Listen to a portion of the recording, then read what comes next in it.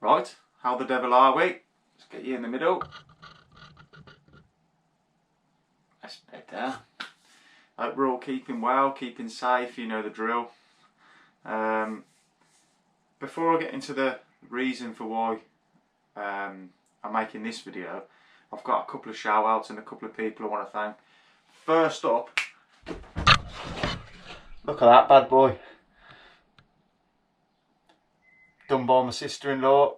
She said, did I want her to do me a drawing for my shed, being as she's doing quite a few drawings, being as she's got time on her hands, and this is what she's come up with. Absolutely amazing. So yeah, he's the first bit of artwork in the workshop. Pride of place on the wall.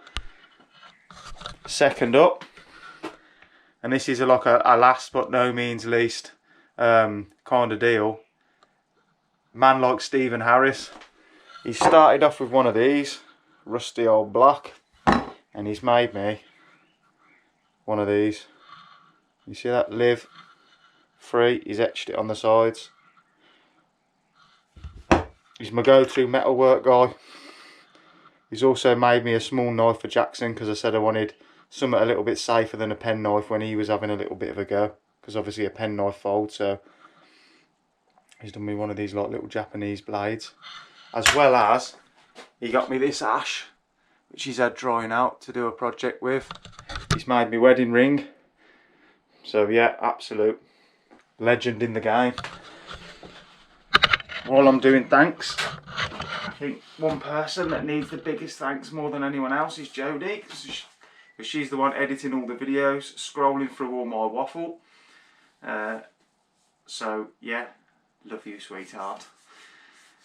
So yeah, as you can probably guess from the title of the video, I want to do a giveaway, and the reason I want to do a giveaway is because I want to build, basically build some support, some interest on the channel, for the simple reason that I want to use it at a later stage when I've got a bit more of a following, for the greater good really. I mean, I've had the idea of wanting to do something for a charity for a while. So if I can get enough people watching, subscribing, whatever, then I was thinking maybe I could auction off some of my pieces, like maybe a bit of a silent auction, to the highest bidder, and then donate the money for a charity, which is probably one of my favourite ideas that I've come up with for obviously doing something for a charity. So yeah, pretty simple really. All you gotta do is subscribe to the channel, which if you haven't got a YouTube account, you can set one up, piece of cake, which you're going to need to do to subscribe. It's all free, so you know, nothing to lose really. And then you need to put a comment at the bottom. The comment bit's quite important, because unless you've got your privacy settings set up in a certain way, I can't actually see. I know that how many subscribers that I've got, but I can't necessarily know who they are. So obviously, by leaving a comment, that gives me something to, well, basically go through, get everybody's names, and then I'll just draw something out and I'll put the winner at the start of the next video or something.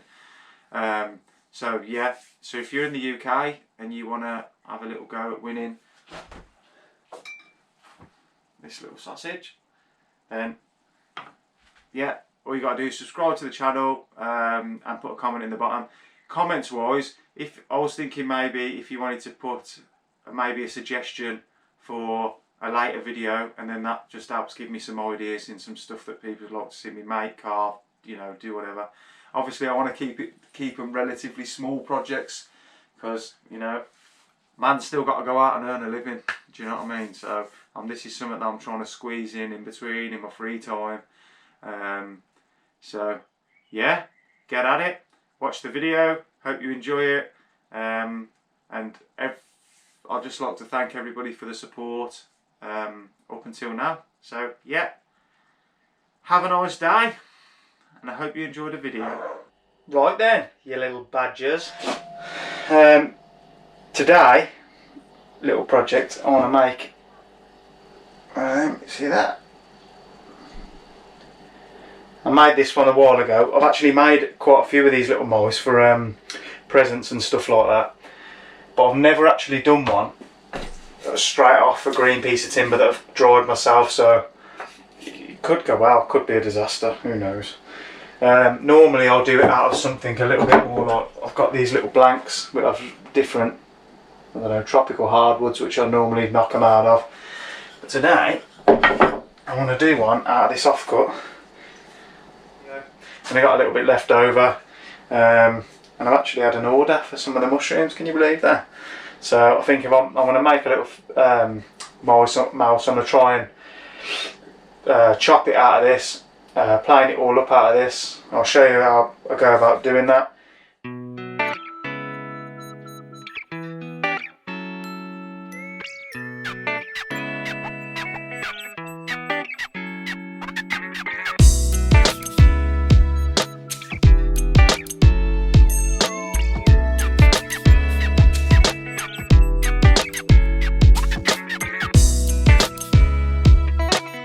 Close look at this. You can almost see that, like, the squareness of the sides and the squareness of there, and then obviously I use that as my overall size, round the corners off and basically cut everything into it. So what I want to try and do is turn this rough raggedy ass piece of wood into a square blank basically. So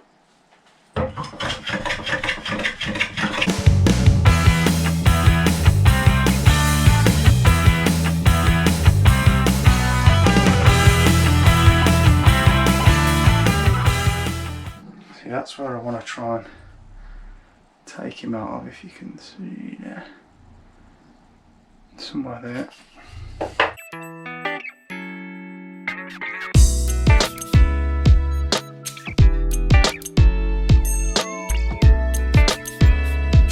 Now normally at this point I'd probably split that and plane it flat, but the thing is with this, like I said, this grain being a bit all over the place, probably going to get a better result this way.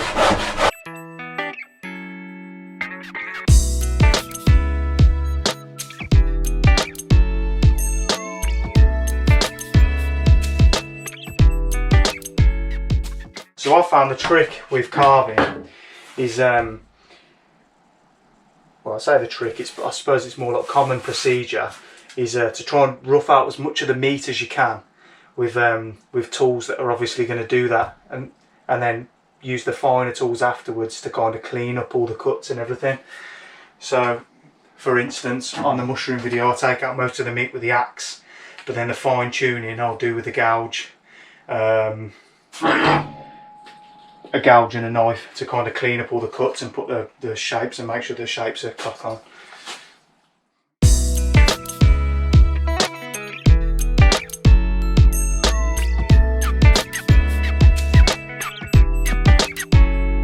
There's a very real chance that this this mouse, as I'm carving it out of wood that's still a little bit green, I mean I only cut it off the tree probably 3 or 4 months ago. I mean it was a fallen tree, so it'll have dried as it's been obviously lying down a little bit, but you know, it might have had a total of 6 or 8 months. I've obviously split it down so it's into a smaller section so it will dry faster anyway, but there is a little bit of a chance that this mouse could maybe open up and split, because what tends to happen is you'll have a piece of timber that's been that seems bone dry on the outside, but then when you split the log open the centre's soaking wet. So if it basically, timber, if it dries too fast it splits, that's what it does. And then if you've got the centre of the log, which is called the pith, that bit's prone to splitting anyway. Like I said, if you look at all of these logs, every one of these logs that I've got, that I've took the bark off, I've ready to do some work with, every single one of them has a split that starts running straight through the middle of the log. And that just goes to show you that the pith is the most unstable part of the branch.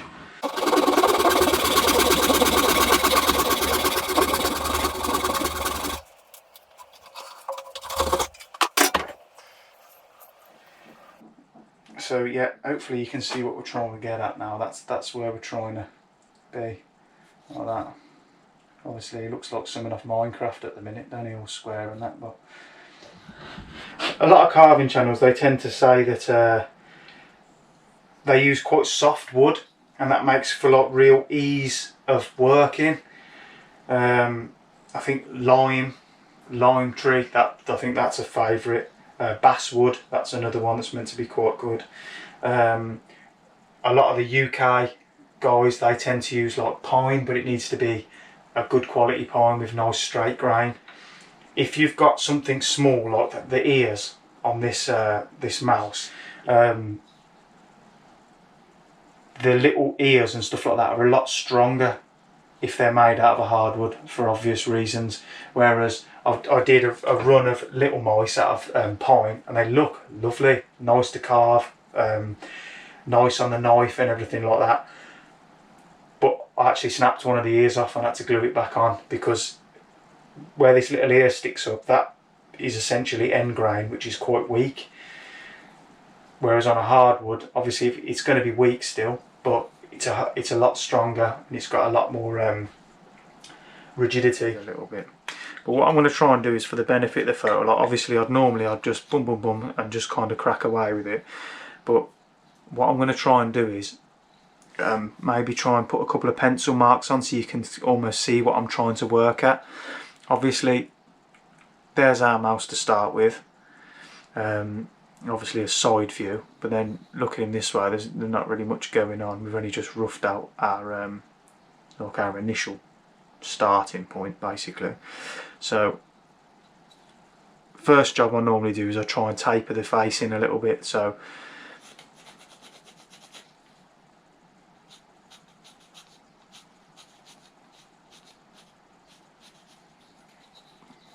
we'll go from being like this, square, try and fire him down a little bit, so that'll be first job. I did mention this in the last video, but same sort of applies. This is just a piece of wood that's flat. In this case it's a piece of oak. I've cut a bit of a shape on there to give it a taper and obviously comfortable grip, and then I've got an old belt that was probably 2 inches wide, and I've basically super glued it down to the top. Once you've got that on there, then get a bit of sandpaper and just rough it up, and then a little bit of cutting compound like this one. All you do is you rub it on the face, give it a good coating to get started, and that's essentially a very fine abrasive, so that when you run your knife down, I mean, if I do a few you might be able to see.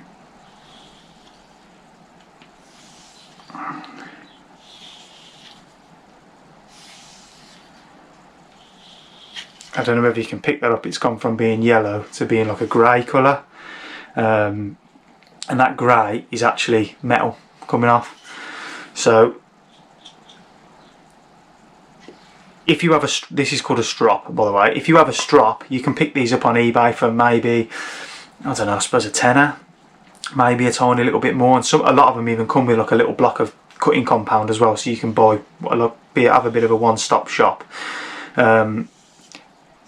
Anytime you feel like your knife's getting a tiny bit blunt, a couple of passes back over there, and it'll just put that edge back on there, and providing you don't hit anything metal or you drop it on the floor or anything like that, a strop's enough. You won't need to grind, you won't need to do anything else. One thing to say when you are stropping is the blade. I mean, a lot of these carving tools, they come with like quite a wide flat grind, so you can actually feel it sit flat, which is obviously very important. You don't want to be going along and then rounding, because if you round, you're obviously going to round the point. Basically what you want to do is roll it onto that flat cutting edge, move it along without distorting your wrist, and keeping that motion progressive and flat, and then back the other way.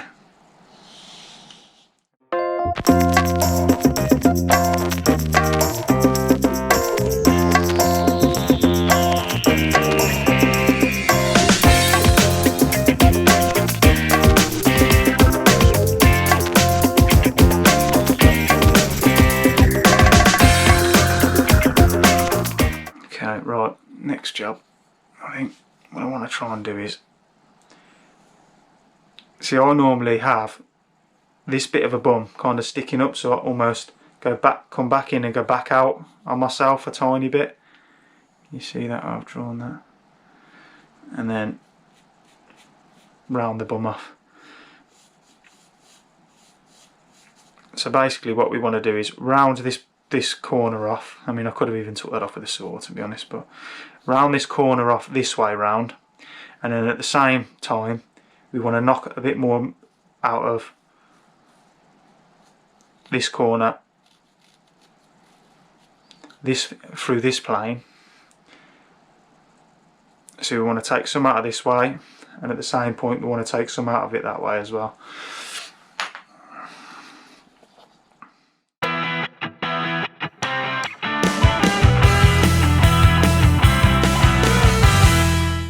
It's probably worthwhile saying at this stage, just a little bit of knife safety.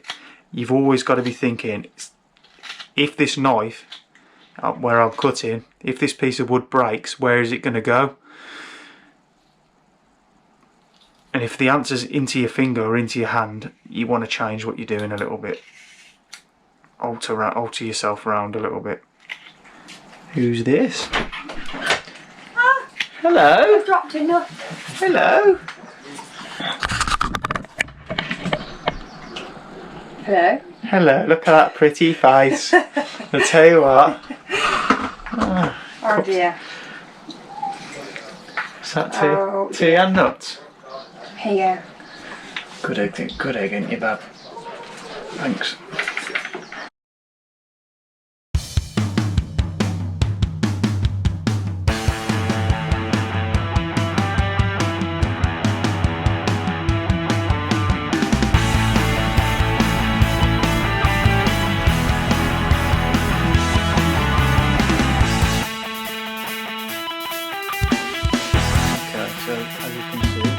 Pretty much done, pretty much rattled out. There's his brother, look. The only thing I've got left to do is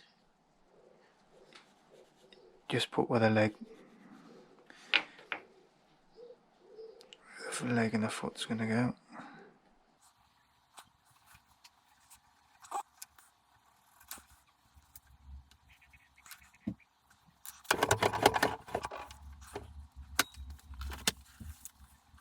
So you could do this with a knife, but I have got one of these.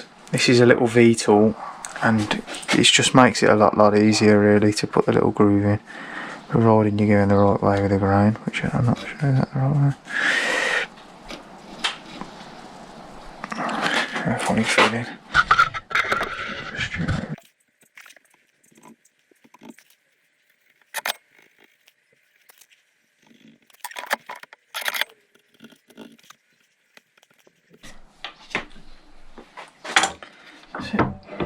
And the only bit that's left to do, which is a bit of an optional, is